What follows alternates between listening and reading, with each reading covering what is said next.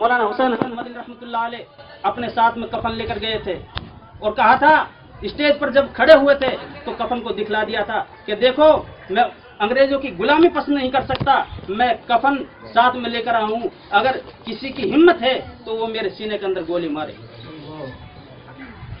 ये कहा, लिए फिरती है बुलबुल चोंच में गुल, शहीद नाज की तुरबत कहाँ। मेरे दोस्तों, ये हमारा काबिरों की देन है। जब हजरत शेखुल हिंद रहमतुल्लाह अलैह मौलाना महमूदुल हसन जब तशरीफ लाए थे और वहां से फारिग होके नहीं, जेल से जब तीन साल 16 दिन से जब फारिग होकर नहीं आए थे, तो वहां से तो सबसे पहले बम्बई में जब उनका जहाज आकर रुका तो इस्तिकबाल के लिए कौन लोग गए थे? खुद गांधी जी वहां पहुंचा था और गांधी जी ने जाके नहीं इस्तिकबाल किया था। और एक नवाब था, वो नवाब भी जाकर पहुंचा था, वो नवाब अंग्रेजों का पिट्ठू था और उसने जाके नहीं हजरत से कुछ ये ऐसी बातें कही थी कि हजरत ने उनका मुंह तोड़ जवाब दिया कि हजरत आपको इतने दिन अंग्रेजों से जंग करते हो गई और अभी तक मुल्क आजाद नहीं हुआ, अब कुरान और हदीस जो आप हदीस का दर्स देते हैं उसका क्या होगा? तो हजरत शेखुल हिंद रहमतुल्लाह अलैह ने फरमाया कि मेरी माल्टा की जेल ने मुझे ज़ईफ कर दिया है, अब मैं इस लायक नहीं हूं कि मैं लोगों में जा जाके नहीं इस बात की वो करूं, लेकिन इतनी बात जरूर है, मुल्क के अंदर उलमा इतने हैं, तमाम के तमाम अपने शागिर्दों से कहूंगा कि मुझे 4 पाई पर उठाकर नहीं पूरा मुल्क के अंदर घुमाए, और जब तक इस मुल्क के अंदर मुल्क आजाद नहीं होगा तब तक सुकून के साथ में नहीं रहूंगा। मुझे तो ये पसंद भी नहीं है कि मुल्क के अंदर, इस मुल्क के अंदर मैं मरूं, अंग्रेजों की अगर हुकूमत है और यहाँ पर मैं दफन किया जाऊं, ये मुझे पसंद नहीं है। मेरे मोहतरम बुजुर्गों दोस्तों, आखिरी बादशाह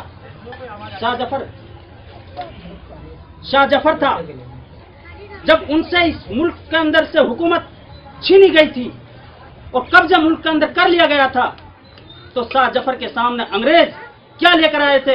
एक तख्त के अंदर 4 बेटे थे उनके, 4 बेटों का, जवान बेटों को कत्ल करके नहीं एक तख्त में लाया और लाने के बाद में बादशाह के सामने रख दिया था, शाह जफर के सामने, और कहा ये तेरे बेटे हैं और अगर तुमने मुल्क के अंदर हमारी गुलामी को पसंद नहीं किया तो ये तुम्हारे, देखो हम तुम्हारे साथ में ऐसा असर करेंगे। मेरे मोहतरम बुजुर्ग दोस्तों, रंगून के लिए भेज दिया गया था, जिला वतन की जिंदगी गुजारी थी। मेरे दोस्तों, ये कुर्बानी थी टीपू सुल्तान, जिसके ऊपर आज ये मुल्क और कुछ अनासिर फिरकावार ना जो फसादात कराने चाहते हैं, वो लोग टीपू सुल्तान रहमतुल्लाह अलैह को क्यों नजरअंदाज करते हैं, क्यों नफरत करते हैं? मेरे दोस्तों, जब टीपू सुल्तान के साथ में हर तरीके से, जब टीपू सुल्तान ने मुकम्मल तरीके से अंग्रेजों से लड़ाई लड़ी, तब तक हुकूमत नहीं थी अंग्रेजों की, मुसलमानों की हुकूमत चल रही थी।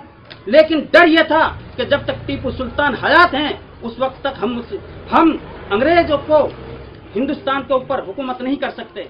मुकम्मल तरीके से हजरत मौलाना अबुल कलाम आजाद रहमतुल्लाह अलैह ने दिल्ली की जामा मस्जिद के ऊपर खड़े होकर मिंबर से पूरा मुल्क को जगाया था और कहा था कि ये मीनारें क्या जवाब देंगी तुम्हें, ये कुतुब मीनार क्या जवाब देगी, ये लाल किला क्या जवाब देगा, ये ताजमहल तुम्हें क्या जवाब देगा। ये हमारा उलमा की कुर्बानी है, ये हमारे मुसलमानों की कुर्बानी है। मेरे दोस्तों, मुल्क के अंदर ये कहा था अंग्रेजों ने, जब तक ये उलमा मौजूद हैं तब तक हम मुल्क के ऊपर काबिज नहीं हो सकते। सबसे पहले उलमा को खत्म कर दिया जाए, इनकी कुरान को नाउज़ बिल्लाह मिन ज़ालिक दरियाओं में डाल दी जाए, जला दिया जाए। ये साजिश से रची गई थी। मेरे मोहतरम बुजुर्गों दोस्तों, टॉमसन ये भी कहता है कि जब दिल्ली की चांदनी चौक से लेकर और खैबर तक, लाहौर तक कोई दरख्त ऐसा भी नहीं था जिस पर किसी उलमा की गर्दन ना हो। हाथी के ऊपर बिठाकर एक आलिम को हाथी के ऊपर बिठा दिया और हाथी को नीचे से निकाल दिया और गर्दन में फंदा डाल दिया और कहा तड़क तड़क के मर जा। यह उलमा के ऊपर सोबतें मुसीबतें आई थी, ये परेशानियां देखी थी। ये मुल्क हमारा है, हम इस मुल्क के लिए जान देने वाले थे, जान देंगे और देते रहेंगे, कयामत तक देते रहेंगे।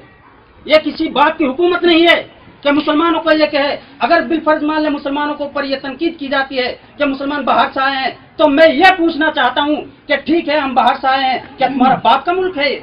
आर्या कहाँ से आए थे जो आज मुल्क के दावेदार और मुल्क की गद्दी के ऊपर बैठे हुए हैं और ये कहते हैं कि मुल्क हमारा है। ये कहाँ से आए थे? ये भी तो बाहर से आए हैं। अगर मुल्क से इनको, अगर मुसलमानों से नफरत है और ये कहते हैं कि मुसलमान मुल्क को छोड़ें, तो हम पहले ये कहते हैं कि मुल्क हमारा है। जिस तरीके से हम बाहर से आए, तुम भी बाहर से आओ। पहले तुम आए थे, तुम बाहर निकलो यहाँ से, फिर हम बाद में आएंगे, फिर हम बाहर निकलेंगे।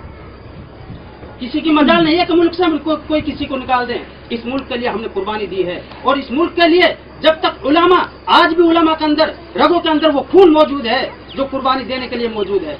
क्या उन लोगों ने कभी भी, ये तो पिट्ठू बने रहे अंग्रेजों के, जो आरएसएस आज मुल्क का दावेदार बनती है, या आरएसएस खुद वफादार थी अंग्रेजों का और मुल्क को आजाद नहीं कराना चाहती थी और कहती थी कि हम तुम्हारी गुलामी वो करेंगे।